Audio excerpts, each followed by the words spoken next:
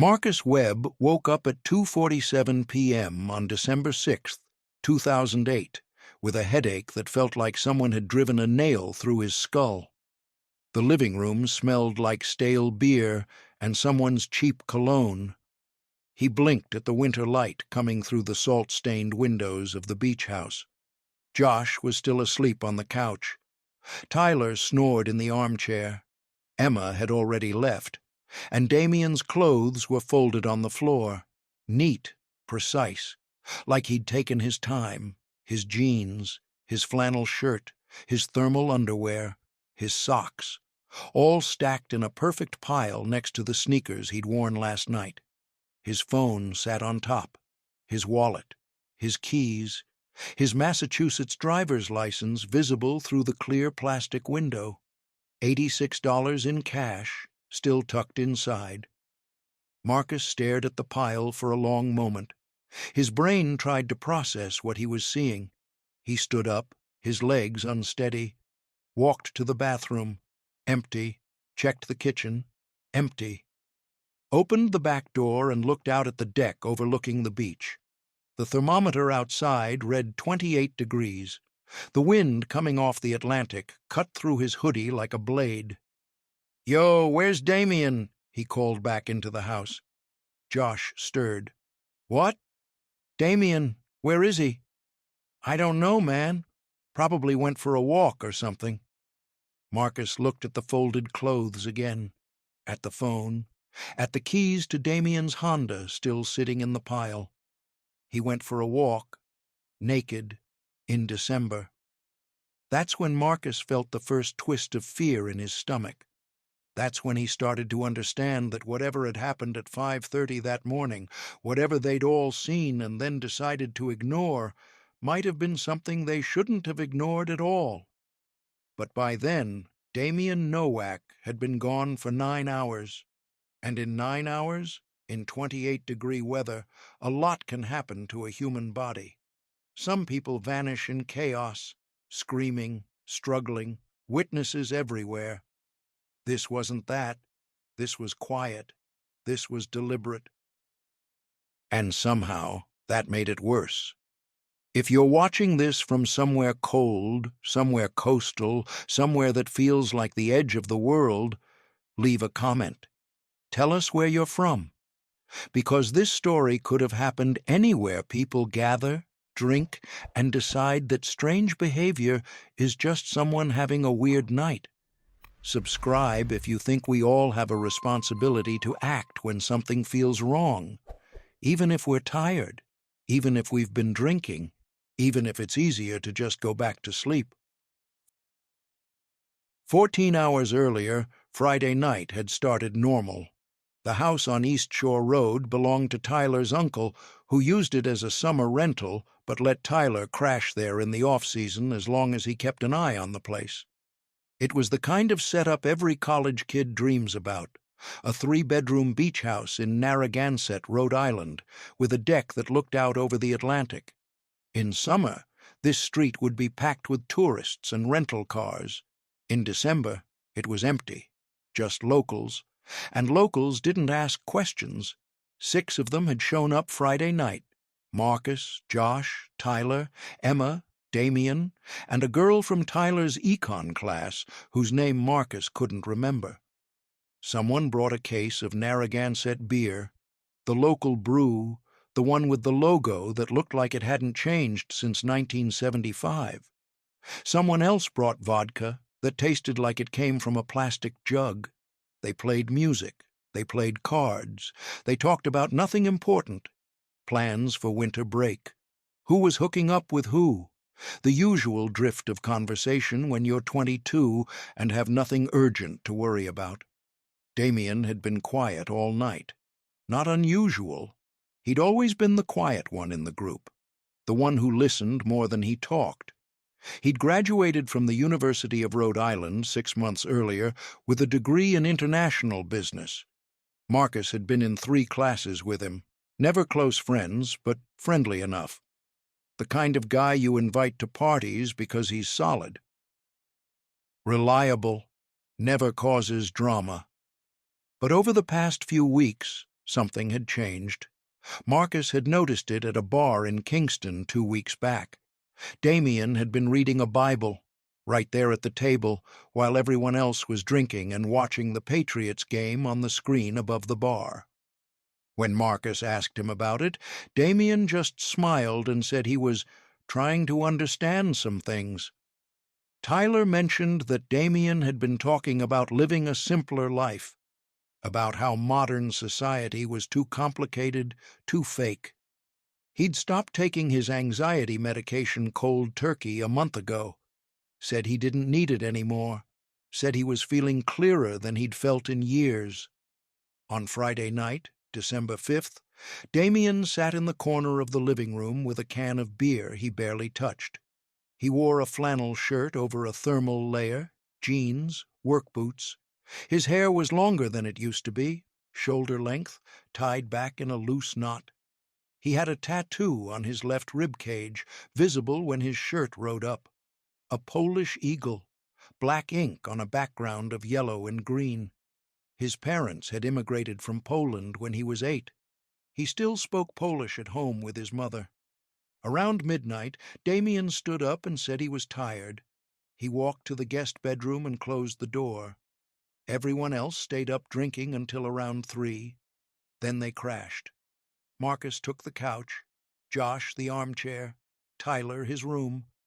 The house settled into the heavy silence of drunk people sleeping.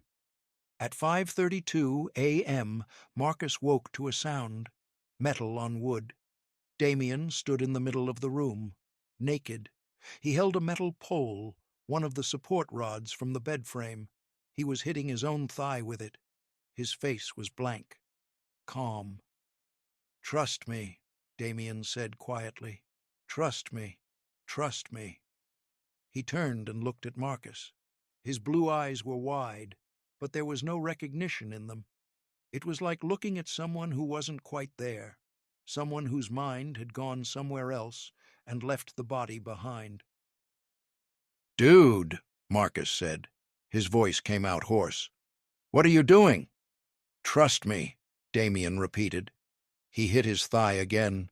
The sound echoed in the small room. Josh woke up. He lifted his head from the armchair, squinted. "What the hell?" Tyler's door opened. He stepped out, rubbing his eyes, looked at Damian, looked at Marcus. "Is he?" "I don't know," Marcus said. They all stared. None of them moved. The moment stretched out, surreal and slow. In the corner of the room, the space heater hummed. Outside, the wind rattled the windows. The ocean was a low roar in the background, waves hitting the beach in steady rhythm. "Should we call someone?" Josh said. "Call who?" Tyler said. "The cops? An ambulance?" "I don't know, man. He's naked. He's hitting himself with a metal pole." "Maybe he's sleepwalking," Marcus said. Even as he said it, he knew it sounded stupid. Damian turned away from them. He walked to the window and looked out at the dark beach. He dropped the metal pole. It clattered on the hardwood floor. He stood there, still naked, his breath fogging the glass. "Damian," Marcus said, "you okay, man?" Damian didn't answer. He just stood there, staring out at the ocean. After a moment, he walked back to the guest bedroom. The door closed behind him. The 3 of them sat in silence. "What the fuck was that?" Josh said. "I don't know," Tyler said. "He's been weird lately." "Should we check on him?" Marcus asked. "He went back to his room," Tyler said. Let's just go back to sleep. We'll deal with it in the morning." It was the easiest decision in the world, the path of least resistance. They were tired, they were hungover. They didn't want to deal with it, so they didn't. Marcus lay back down on the couch. Josh closed his eyes in the armchair. Tyler went back to his room. Within minutes, they were asleep again. When Marcus woke up 7 hours later to the winter sunlight streaming through the windows, Damian Nowak was gone. The search started slow. At first, Marcus really did think Damian had just gone for a walk. People do weird things when they're drunk, when they're stressed, when they're going through something. Maybe he'd gone down to the beach to clear his head. Maybe he'd walked to the convenience store a mile up the road. Maybe he was sitting at a diner somewhere, drinking coffee and trying to figure out what the hell had happened to him. But the clothes bothered Marcus. The careful way everything had been folded. The phone, the wallet, the keys, the $86. You don't leave those things behind if you're just stepping out. By 3 p.m., Tyler called Damian's phone. It rang from the pile of clothes. Marcus walked the street, looking in both directions. The beach was empty. The road was empty. The December wind cut through everything, bringing the smell of salt and cold sand. At 4:15 p.m., Tyler called the Narragansett Police Department. The responding officer was a guy in his mid-30s named Patrolman Russo. He took a statement, looked at the folded clothes, asked the obvious questions. When did you last see him? What was his state of mind? Had he been drinking? Had he been using drugs? Was there any indication he might harm himself? Marcus told him about the incident at 5:30 a.m. The nakedness, the metal pole, the repeated phrase, "Trust me." Russo's expression changed. "And you didn't call an ambulance?" "We thought he'd go back to sleep," Marcus said. The words sounded hollow even as he said them. "He was naked," Russo said, "hitting himself with a pole, and you went back to sleep." "We were drunk," Tyler said. "We weren't thinking clearly." Russo didn't say anything for a moment. He just looked at them. Then he called it in. By 6 p.m., Detective Raymond Cole from the Major Crimes Unit arrived. He was a lean man in his 50s with gray hair and the kind of weathered face you get from spending 30 years dealing with the worst things people do to each other. He listened to the story. He examined the clothes. He made notes. "You said he was naked at 5:30 this morning," Cole said. "It's now 6 p.m. That's 12.5 hours. The temperature today hasn't gotten above 32 degrees. If he's been outside this whole time—" He didn't finish the sentence. He didn't have to.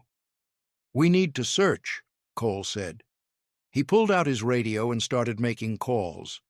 That's when Marcus learned about the two witnesses.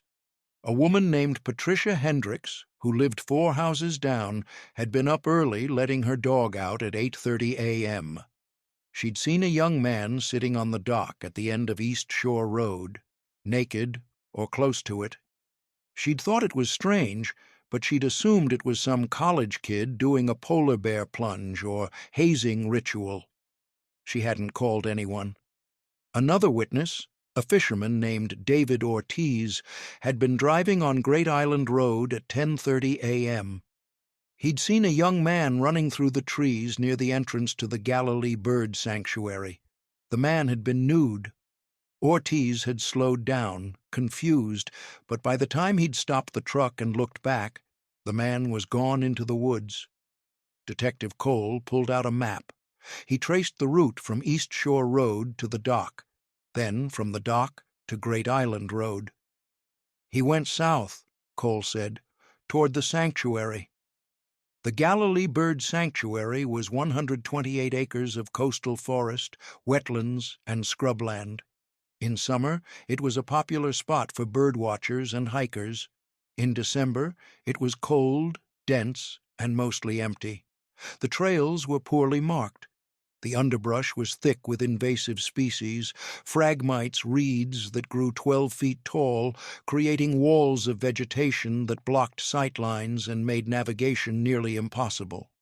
There were tidal pools, mudflats, and patches of forest so dense that even in winter, with the leaves gone, you couldn't see more than 20 feet in any direction.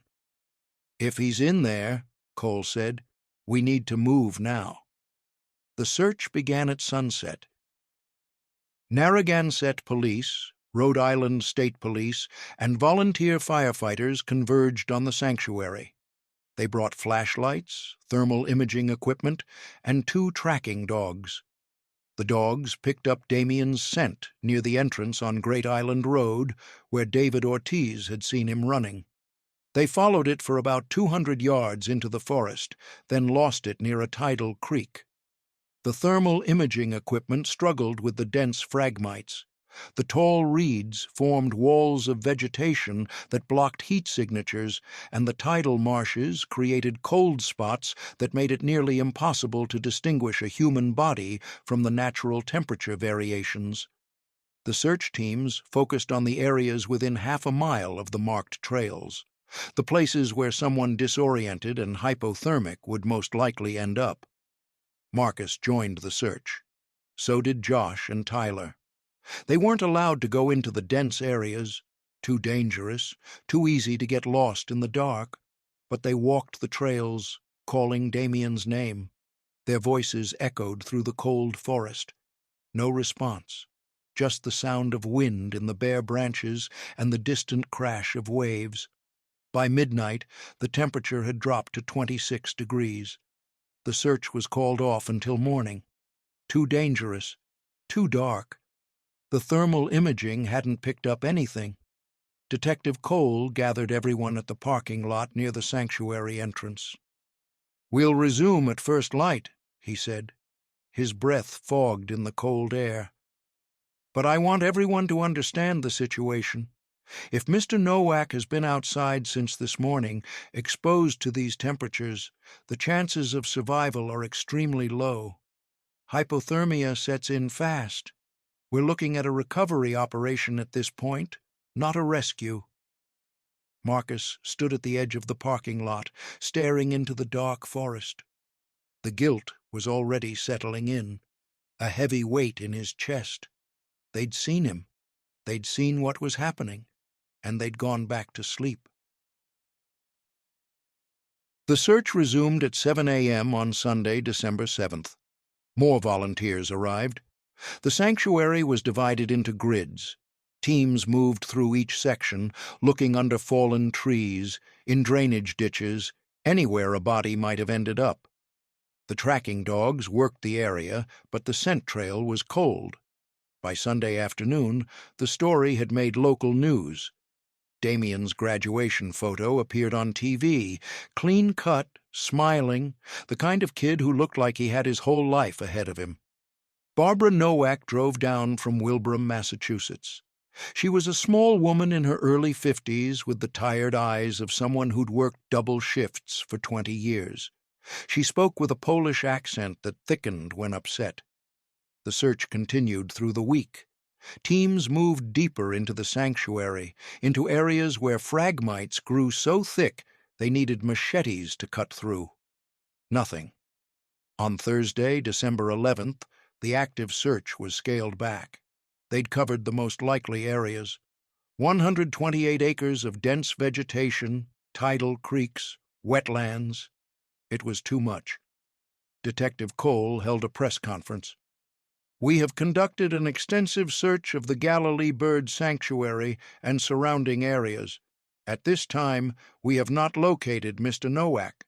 The investigation remains active." What he didn't say, everyone was thinking Damian was dead, his body hidden somewhere in that sanctuary. Barbara Nowak refused to believe it. She stayed in Narragansett for 2 weeks, walking the sanctuary trails every day, posting flyers with Damian's photo.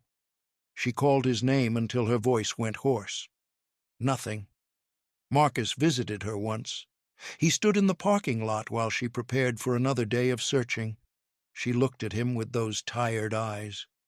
"You were there," she said. "Yes." "You saw what was happening." "Yes." "And you didn't call for help." "I'm sorry," Marcus said. The words felt meaningless. Barbara looked at him for a long moment. Then she turned and walked into the forest, calling her son's name. The official story, the one that went into the missing persons report, the one that Detective Cole filed with the National Crime Information Center, went like this. Damian Nowak, age 22, White male, 5 feet 11 inches, 200 pounds, light brown shoulder-length hair, blue eyes. Last seen December 6th, 2008, Narragansett, Rhode Island. Circumstances: subject exhibited signs of acute psychological distress and was last seen running naked through the Galilee Bird Sanctuary in freezing temperatures. Presumed dead due to exposure, but body not recovered. What the report didn't capture was the complexity. The days leading up to December 6th. The changes in Damian's behavior that everyone noticed but nobody acted on. The religious awakening. The cold turkey cessation of his anti-anxiety medication. The talk about simple living. The growing sense that he was looking for something, some kind of meaning or purpose or escape, that he couldn't find in the world he was living in.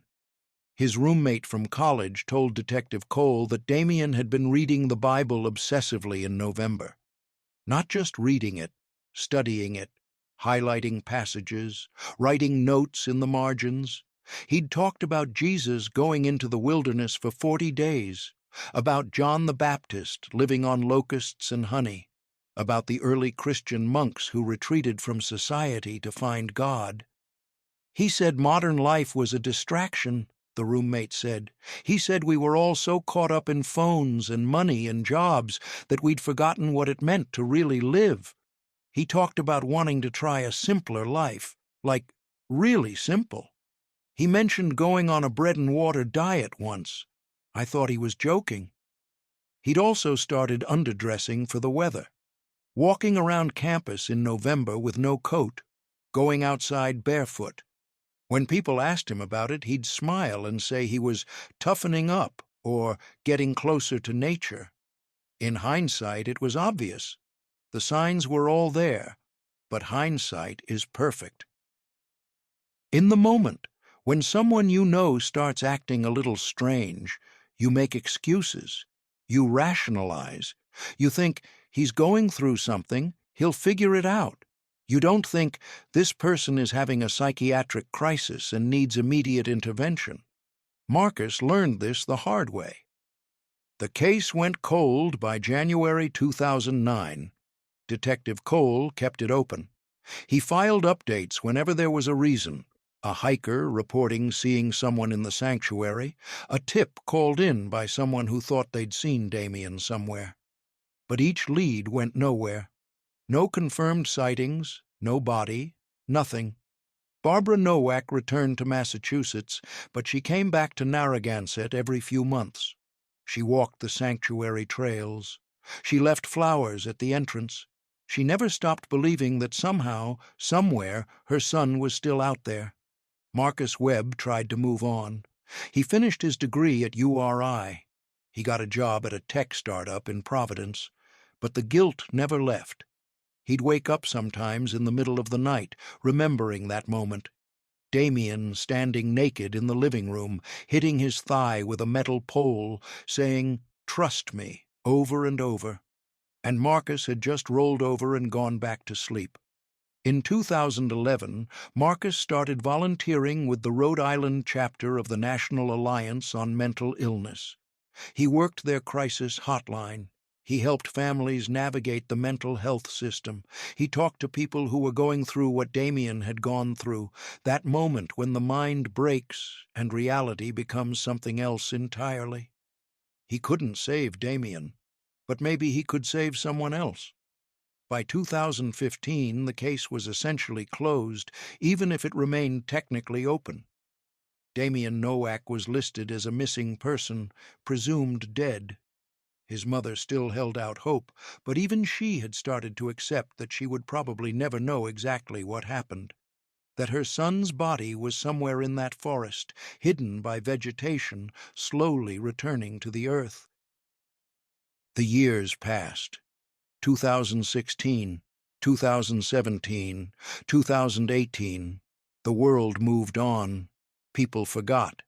The case became just another file in Detective Cole's cabinet, another name on a list of unsolved disappearances. But somewhere in those 128 acres, something else was happening, something no one knew about, something that would remain hidden for another decade before it finally came to light in a way that no one, not Detective Cole, not Barbara Nowak, not Marcus Webb, could have ever predicted. Because the truth about what happened to Damian Nowak wasn't a story of death. It was a story of survival. And survival, in its own way, can be even more complicated than death. Lawrence Hendricks had lived in the Galilee Bird Sanctuary for 7 years before he found the body, or what he thought was a body. It was December 6th, 2008, around 2 p.m. Lawrence was checking his trap lines near the eastern edge of the sanctuary, where the forest met the tidal marsh. He was 68 years old. His back hurt from sleeping on a cot in his cabin. His knees ached from the cold. But he moved through the forest like he'd been born there, stepping over roots, ducking under branches, reading the land the way some people read books. He'd built his cabin in 2001, deep in the sanctuary where the trails didn't go. Nearly 1.5 miles from the nearest marked path, hidden behind walls of phragmites that grew 12 feet tall and formed an almost impenetrable barrier. A small structure, maybe 12 by 14 feet, made from salvaged lumber and roofing materials he'd hauled in piece by piece over 6 months. It had a wood stove, a cot, a table, a few shelves. No electricity, no running water. He collected rainwater in barrels and filtered it. He hunted small game with snares. He fished in the tidal creeks. He grew vegetables in a small clearing during summer. People would call him a hermit. Lawrence didn't argue with that. He'd served 2 tours in Vietnam as a combat medic with the 1st Cavalry Division. After he came back, he'd worked as a ranger for the sanctuary from 1995 to 2001, managing trails and conducting wildlife surveys. He'd loved the work. But then there'd been a disagreement with the new director, something about proper protocols, something about budget cuts, something that ended with Lawrence being told his services were no longer needed. He'd been angry, bitter. He didn't trust the system anymore. Didn't trust bureaucrats who made decisions based on spreadsheets instead of actually understanding the land. So he'd just stayed, built his cabin in a part of the sanctuary where no one went, lived off the grid, avoided people. The rangers occasionally came through on patrol, but they stuck to the trails. Lawrence's cabin was a 1/4 mile from the nearest trail, hidden behind a wall of phragmites and oak trees. He'd been alone for 7 years, and he preferred it that way.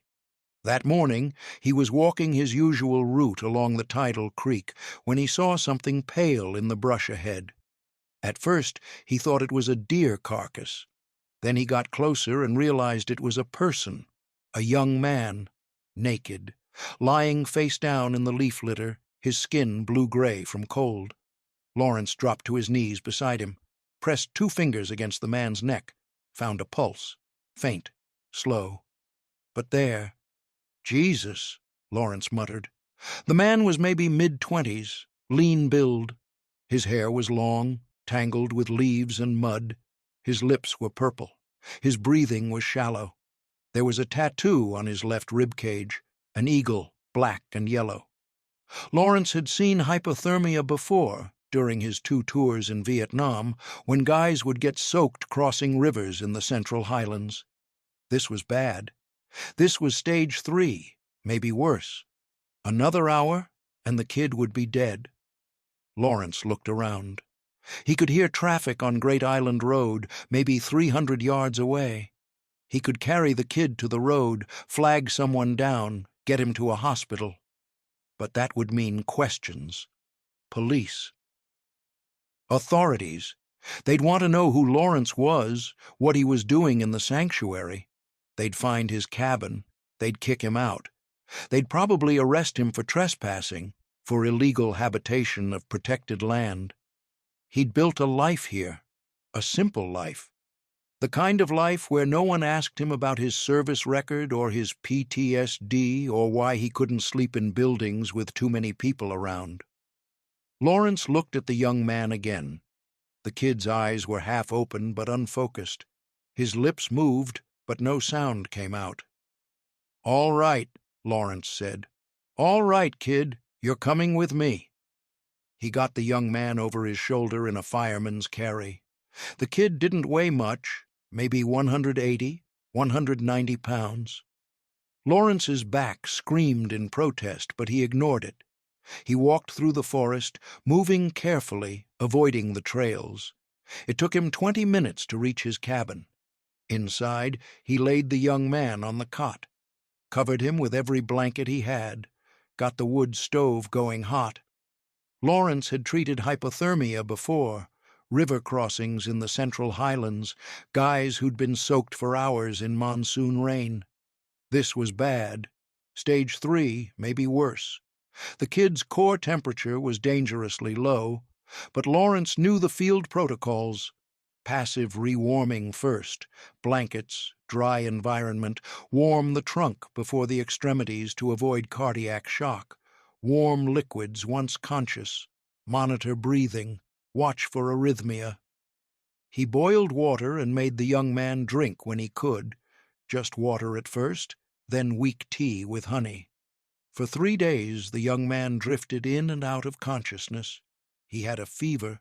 He shivered violently, then went still. He muttered words in a language Lawrence didn't understand, Polish, maybe, or Russian. He said, "Trust me," over and over. He opened his eyes once and looked at Lawrence with no recognition, just confusion and fear. On the 4th day, he woke up. "Where am I?" he said. His voice was rough, barely a whisper. "You're safe," Lawrence said.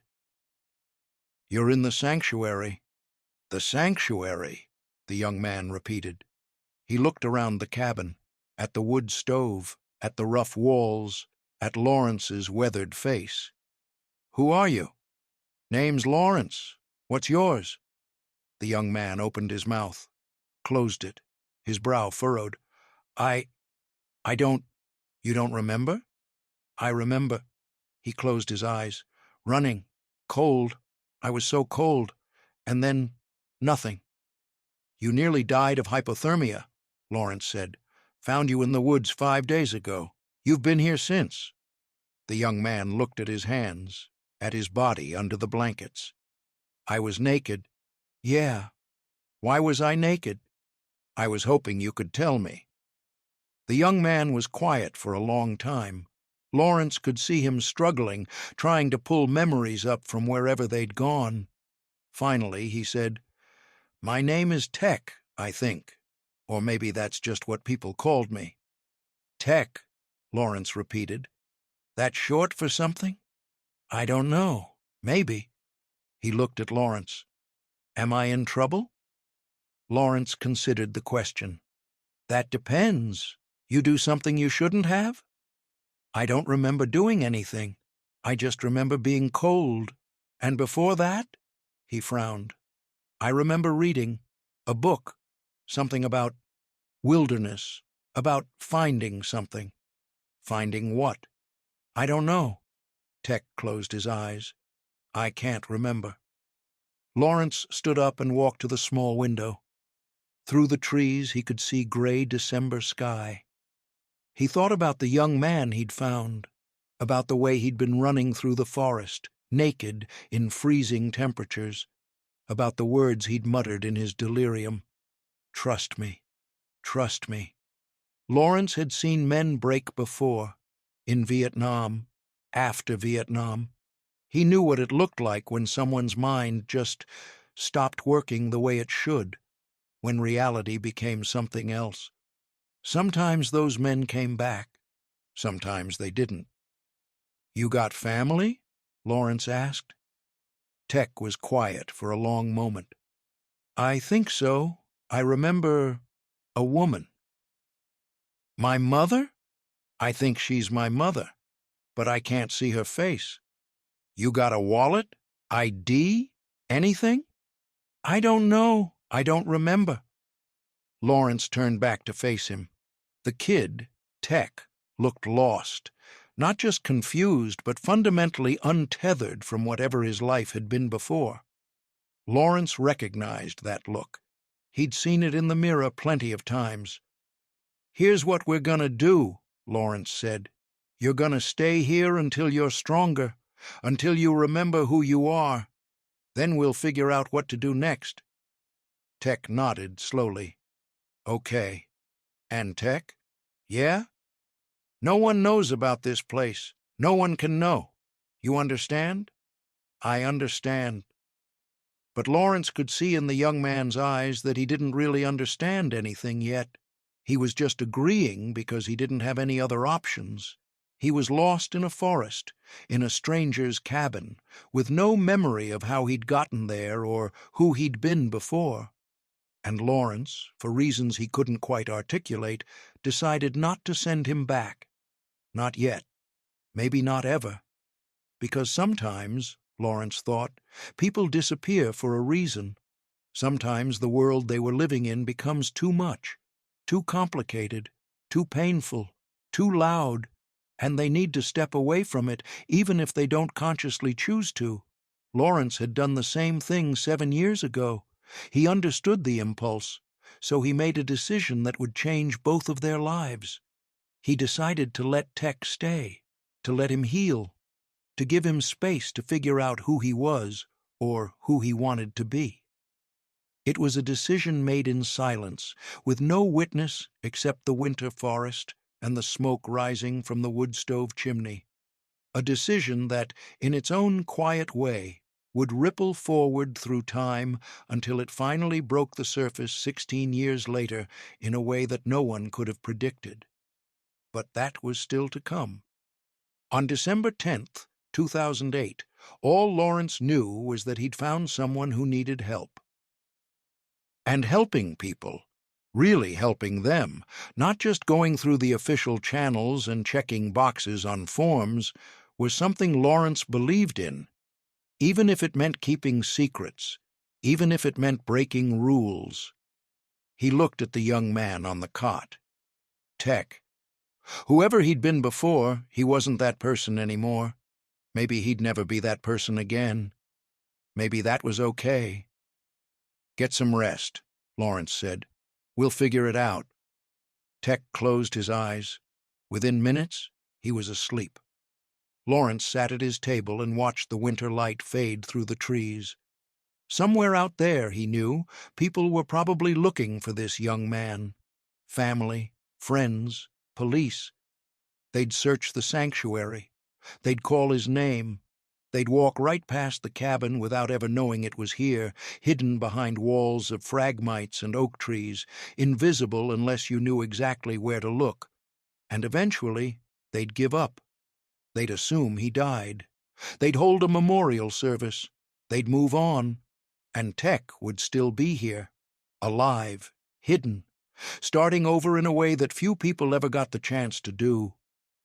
Lawrence wasn't sure if he was saving the young man or damning him.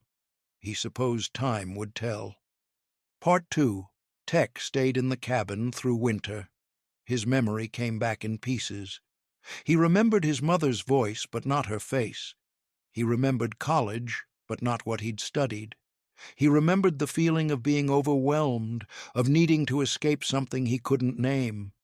But the details, his full name, his address, his friends, remained out of reach. "Don't force it," Lawrence told him.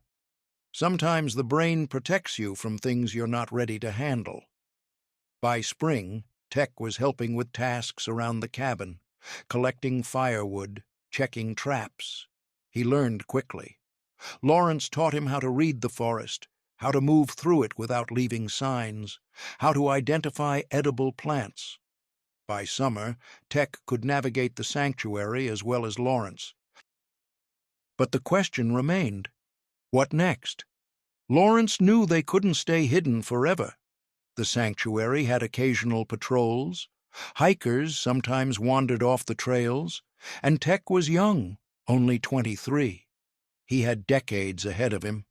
Living in a cabin in the woods wasn't sustainable forever. "You could work," Lawrence said one July evening. Seasonal jobs, fishing boats, logging, construction. Plenty of places hire cash workers, no questions asked. Small farms, family operations. Places that need hands more than they need paperwork. Make some money, live on your own terms, come back here between seasons. That became the pattern. Tech worked seasonal jobs, logging crews that paid cash at the end of each week, fishing boats that hired deckhands under the table, small construction outfits and landscaping companies that didn't look too closely at documentation. He worked tobacco farms in Connecticut, apple orchards in Massachusetts, roofing crews in Rhode Island, places where immigrant labor mixed with drifters, where everyone had reasons for keeping their heads down. He lived on cash. He avoided cameras. He never stayed anywhere long enough for questions. When people asked his name, he said, "Tech," and nothing more. He looked different now. Long hair, full beard, weathered from outdoor work. He looked 10 years older than he was. People saw a drifter, a seasonal worker. No one looked twice. He was careful, too. Never worked the same job twice. Never returned to the same town 2 seasons in a row. Connecticut 1 year, Massachusetts the next, back to Rhode Island the year after that. Always moving, always changing, leaving no pattern for anyone to notice. And slowly, Damian Nowak faded into something that felt more like a story than his own life. He remembered now, most of it anyway, his mother, his friends, that night in December. The panic that had consumed him, the overwhelming need to escape, the feeling that if he didn't run, something inside him would break completely. He'd run, and he'd found exactly what he'd been looking for, even if he hadn't known what it was at the time. Lawrence asked him once in 2012, "Do you ever think about reaching out, letting your mother know you're alive?" Tech had been quiet for a long time. They were sitting by the creek, fishing for striped bass. "What would I tell her?" he said finally. "That I chose this? That I walked away and never looked back? She probably thinks you're dead." "I know." Tech's hands tightened on his fishing rod. "But if I tell her I'm alive, she'll want me to come back, to be the person I was before. And I can't do that. That person doesn't exist anymore." Lawrence nodded slowly. He understood. It's not easy, living outside the world. It's easier than living inside it was. They fished in silence. The sun moved across the sky. The tide came in, then went out. Neither of them caught anything, but it didn't matter. The years passed. 2013, 2014, 2015. Tech kept working. Lawrence kept living in his cabin, his movements getting slower, his breathing getting harder. The arthritis in his joints worsened. His heart started giving him trouble. Irregular rhythms, pain in his chest that he didn't tell Tech about. By 2020, Lawrence was 80 years old. He still moved through the forest, but slower now. His heart started giving him trouble. Irregular beats, pain in his chest, shortness of breath that wouldn't lift. Tech noticed him pressing his hand to his chest, wincing. "You need to see a doctor," Tech said. "No doctors, no hospitals." Lawrence's voice was firm. "I've lived on my terms. I'll die on them too. Besides, the minute I walk into a hospital, they'll want ID, insurance, address, questions I can't answer without exposing this place. Exposing you." "Lawrence, I'm 80 years old, Tech. I've had a good run. When it's time, it's time." Tech spent more time at the cabin after that, taking shorter jobs so he could check on the old man. They'd become something like family. Father and son, maybe, or 2 people who'd found each other when they both needed someone to understand. In early 2024, Lawrence's heart finally started to fail in earnest. He could feel it, the irregular beats, the shortness of breath. the fatigue that wouldn't lift no matter how much he rested. He didn't tell Tech at first, but by March he couldn't hide it anymore. "I'm dying," Lawrence said one morning. Simple, matter of fact. Tech looked up from the firewood he was splitting. "What?" "My heart. It's giving out. I can feel it." Tech set down the axe. "We need to get you to a hospital." "No." Lawrence's voice was firm. "No hospitals, no doctors. I've lived on my own terms. I'll die on them too." "Lawrence?" "Tech." The old man's eyes were clear, calm. "I'm 84 years old. I've had a good run, better than most guys who came back from Vietnam got. I'm not afraid of dying, but I want to do it here, in this place, not in some hospital bed with machines beeping and strangers poking me." Tech stood there, the axe handle still in his hand, looking at the man who'd saved his life 16 years ago. "How long?" "Weeks, maybe a month or two if I'm lucky." "I'm staying." "I know you are." Tech sent word to the construction crew he'd been working with that his father was sick and he needed to take time off. They told him to take all the time he needed. Then he came back to the cabin and settled in to wait. Lawrence lasted through April and into May. He spent his days sitting in the chair on the porch, watching the forest green up with spring. Tech sat with him. They talked sometimes. Mostly, they just sat in comfortable silence, two men who understood each other without needing words. On May 14th, 2024, Lawrence Hendricks died in his sleep. Tech buried him in the clearing behind the cabin, under an oak tree where the morning sun came through. He marked the grave with stones arranged in a careful pattern. He didn't say any prayers. Lawrence hadn't been religious, but he stood there for a long time, remembering. Then he went back into the cabin and sat at the table and tried to figure out what came next. That's where he was on May 23rd, 2024, when the Rhode Island Department of Environmental Management trail crew found the cabin. Marcus Webb was in a meeting when his phone buzzed. He glanced at the screen. Detective Raymond Cole. Marcus felt his stomach tighten. Cole had retired 5 years ago, but Marcus had stayed in touch with him. They'd formed an odd connection over the years, united by their shared guilt over Damian Nowak. Marcus stepped out of the meeting room and answered. "Detective?" "Marcus, something's happened. Can you come to Narragansett? To the sanctuary?" "What is it?" "Just come, please." Marcus made the drive from Providence in 40 minutes. His mind raced through possibilities, none of them good. They'd found a body. They'd found remains. After 16 years, Damian's case was finally going to have the closure no one wanted, but everyone expected. He met Detective Cole in the parking lot of the Galilee Bird Sanctuary. Cole was in his 70s now, fully retired, but he'd come when the police called him. Old cases never really let go of the people who worked them. "They found a cabin," Cole said, "deep in the woods. The trail expansion crew stumbled on it yesterday. And there were 2 people inside, an elderly man, deceased, and another man, alive, mid to late 30s, says his name is Tech." Marcus felt the world tilt. "Tech. You remember that?" "It was what Damian called himself sometimes, a nickname, short for Wojtek, his Polish name." Cole nodded slowly. "The man has a tattoo, Polish eagle, yellow and green background, left rib cage." Marcus's legs went weak. He leaned against his car. "That's him. That's Damian's tattoo." "We need you to identify him. His mother is on her way, but that'll take a few hours. You knew him." "You can confirm."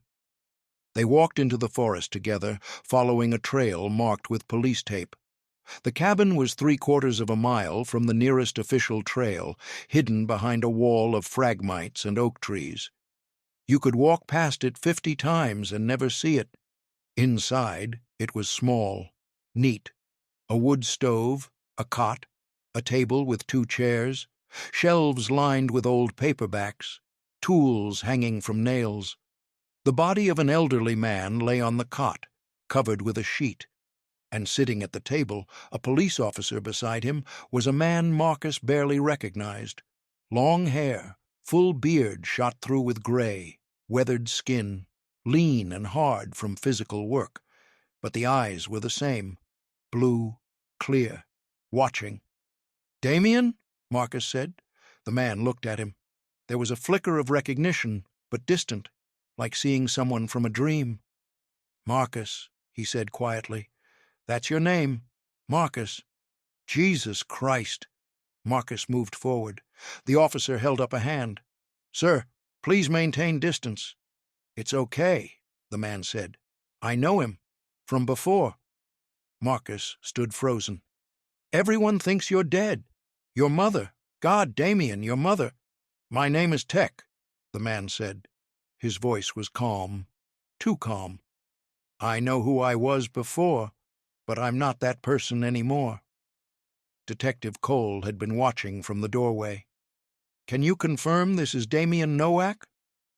Marcus looked at the man at the table, at the tattoo visible where his shirt had pulled up, at the features hidden under the beard and weathering.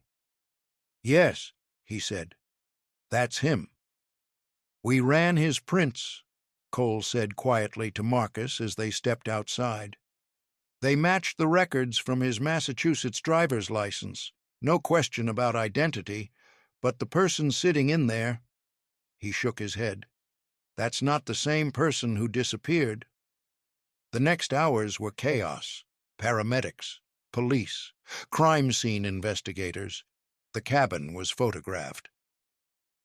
The deceased man, Lawrence Hendricks, according to the ID they found in a tin box under the cot, was removed. Tech was taken to South County Hospital for evaluation. Marcus followed in his car. He called Josh. He called Tyler. He tried to process what he'd just seen. Damian Nowak, alive, after 16 years, living in a cabin in the woods with a dead hermit. At the hospital, Tech, Marcus couldn't think of him as Damian anymore, sat in a private room while doctors examined him. Detective Cole, despite being retired, had inserted himself into the investigation. Old habits. "He's physically healthy," the doctor told them. "A bit malnourished, some old injuries that healed wrong, but generally in good shape for someone who's been living rough." "What about mentally?" Cole asked. "That's more complicated. He's lucid, oriented to time and place, but he's showing signs of long-term isolation and possible dissociative identity issues. We'll need a psychiatric evaluation." Marcus was allowed to see him after the exam. Tech sat on the hospital bed, wearing a hospital gown, looking uncomfortable under the fluorescent lights. "I need to ask you something," Marcus said. "That morning, December 6th, 2008, do you remember?" Tech was quiet for a moment. "Yes." "What happened?" "I stopped taking my medication. I was reading about spiritual awakening, about living simply, about escaping the modern world. I thought I could just change, become someone else, someone better." He looked at his hands. "But you can't just stop medication like that. My brain chemistry went haywire. I had a psychotic episode. I remember standing in the living room. I remember hitting myself with something metal. I remember saying, 'Trust me,' over and over, but I don't know why." "We went back to sleep," Marcus said. His voice cracked. "We saw you like that, and we just went back to sleep." "I know. I'm sorry. God, Damian, I'm so sorry. My name is Tech." There was no anger in his voice, just a quiet insistence. "And you don't need to apologize. You were kids, drunk. You didn't understand what was happening. Neither did I. But if we'd called an ambulance, then I'd have been hospitalized, medicated, sent back to my life, and I would have tried again eventually. Maybe not that way, but somehow I needed to get away. I was suffocating. Marcus sat down heavily in the chair beside the bed. Lawrence Hendricks, the man you were with. Did he kidnap you? No. Tech's response was immediate, firm. He saved my life. He found me dying of hypothermia, and he took me back to his cabin and nursed me back to health. He could have turned me over to police. He didn't. He gave me a choice. A choice? To go back or to start over? I chose to start over. Your mother. I know. Tech's voice finally showed emotion. I know what I did to her. I think about it every day. But I can't be who she wants me to be. That person is gone. Before Marcus could respond, there was a commotion in the hallway. A woman's voice, speaking rapid Polish. The door opened, and Barbara Nowak burst in, followed by a nurse trying to calm her. She stopped when she saw Tech. Her hand went to her mouth. She took a step forward, then another. Then she was across the room, pulling him into her arms, sobbing Polish words Marcus couldn't understand. Tech's arms came up slowly, mechanically, and returned the embrace. But there was something missing in the gesture. Some warmth, some recognition that should have been there but wasn't. Barbara pulled back, holding his face in her hands, speaking in Polish. Tech responded in the same language, but his voice was measured, careful. Marcus didn't understand the words, but he understood the tone. He was explaining, apologizing, drawing boundaries. Barbara's tears didn't stop, but her expression changed. Confusion, hurt. She turned to Detective Cole, switching back to English. What happened to him? Where has he been? Cole explained what they knew. The cabin, Lawrence Hendricks, the 16 years. But he left out the part about Tech working seasonal jobs, coming and going. That would complicate things. That would raise questions about whether this was truly a case of someone lost and found, or something else entirely. Barbara turned back to her son. You come home now, yes? You come home. Mama, Tech said quietly, I can't. What you mean you can't? You are found. You are alive. You come home. I don't have a home to go back to. I'm not the person you remember. You are my son. I was your son. Now I'm someone else. The words hung in the air. Barbara's face crumpled. She said something in Polish. Marcus heard the word sin, which he thought meant son, and Tech responded, but shook his head. Marcus left them alone. He couldn't watch any more. He stood in the hallway, leaning against the wall, trying to process everything. Damian was alive.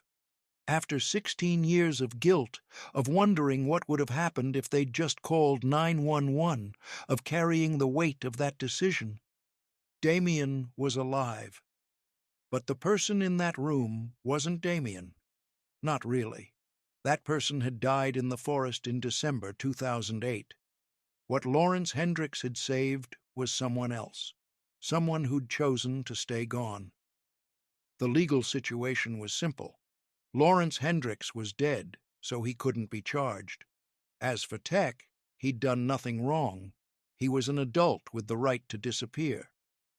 After psychiatric evaluation, doctors concluded he was capable of making his own decisions. The story hit national news. Missing Rhode Island student found alive after 16 years. Everyone wanted to know, where had he been? Why hadn't he come back? Tech refused all interviews. He gave one statement. I was in crisis. Someone helped me. I chose to start a new life. I asked for privacy. Barbara did interviews, begging her son to come home. He needs family. But Tech stayed firm. After 2 weeks dealing with legal matters, he told Detective Cole he was leaving. Where will you go? Cole asked. North, Tech said. Maine, maybe. Somewhere I can work. Somewhere quiet. Your mother? I'll call her. Once a month. Let her know I'm alive, but I can't be what she wants me to be. That person doesn't exist anymore." Cole studied him for a long moment. "You know, most people who disappear want to be found, deep down, but you didn't." "No," Tech said. "I didn't." "Why?" Tech looked out the window. Outside, spring had fully arrived. Trees were green, birds sang. The world moved on, indifferent to human drama. Because sometimes people need to walk away from who they were to become who they need to be. "I did that. I found something in those woods. Peace, maybe, or purpose. I don't know the right word, but it was mine, and going back would mean giving that up. And that's worth more than your mother's peace of mind?" Tech's jaw tightened. "That's not fair. Life isn't fair." "No, it's not." Tech stood up. "But it's mine, and I get to choose how I live it." Marcus visited before he left. They met at a diner. "I've spent 16 years carrying guilt," Marcus said. "And now you're alive, and I don't know what to do with that." "Let it go," Tech said. "You didn't do anything wrong. I could have done something right. Maybe, or maybe it would have just delayed the inevitable. I was breaking. I needed to break all the way, then put myself back together differently." They sat in silence. Traffic moved past the window. "What will you do?" Marcus asked. "Work, live simply. Lawrence taught me how to survive, how to find meaning in small things." "Do you regret leaving?" "Sometimes I regret the pain it caused. But leaving?" He shook his head. "No, I found what I was looking for." They exchanged numbers, promised to stay in touch, then parted ways. Tech left Rhode Island in early June 2024. He bought a used truck with cash he'd saved over the years.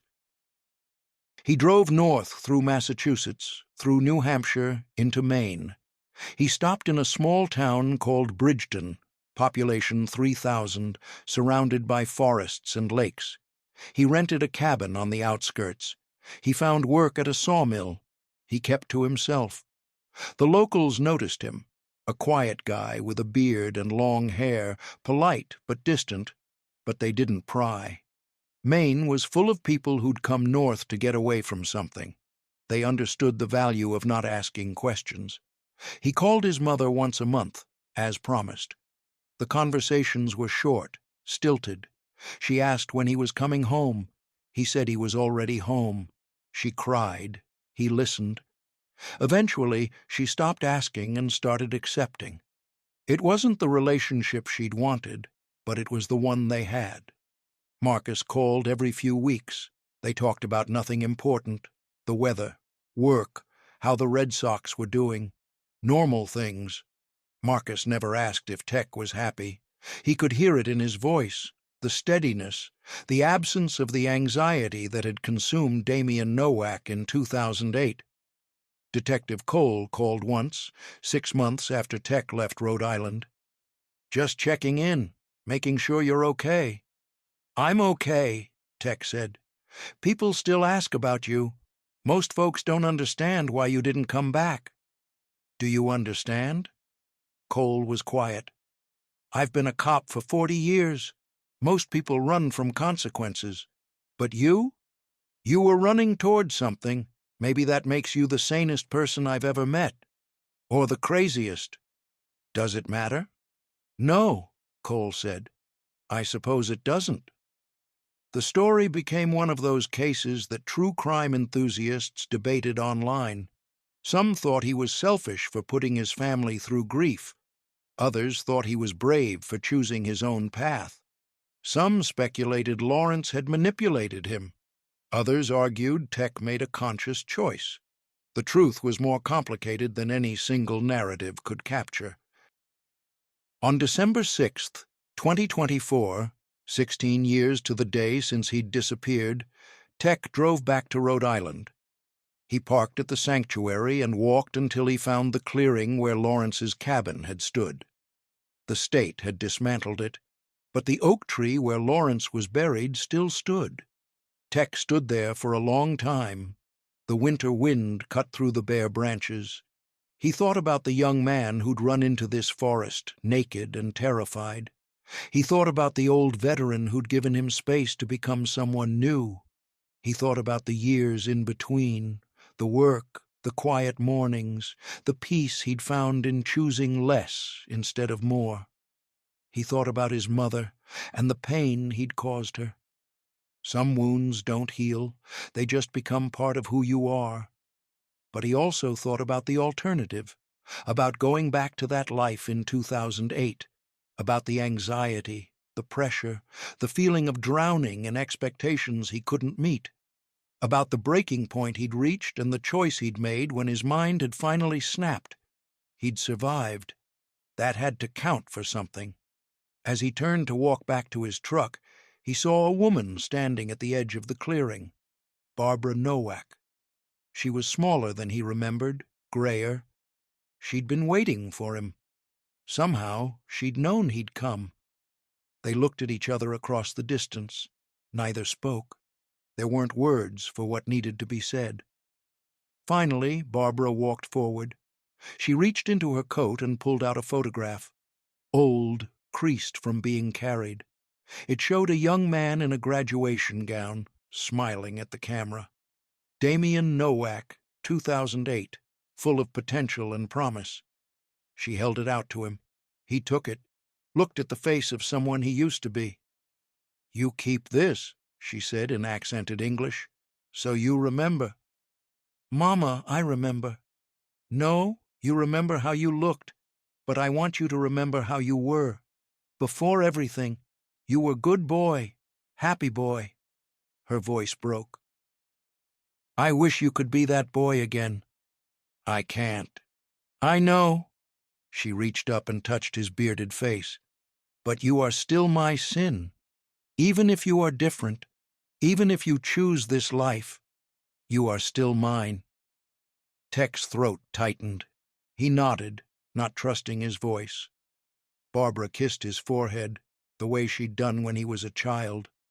Then she turned and walked back toward the parking lot, her footsteps crunching on the frozen ground. Teck stood alone in the clearing. He looked at the photograph one more time, then slipped it into his jacket pocket. He wouldn't throw it away, but he wouldn't look at it often either. It was a record of someone who'd existed once, in a different world, under different circumstances. He walked back through the forest, following the trail markers. When he reached his truck, he sat for a moment, watching the winter sun sink toward the horizon. Then he started the engine and drove north, back to Maine, back to the cabin and the sawmill and the quiet life he'd built, back to being Teck. Some people spend their whole lives searching for peace. Damian Nowak had found it by losing everything. Whether that was tragedy or triumph depended on who you asked, but it was his choice. And in the end, maybe that was all that mattered.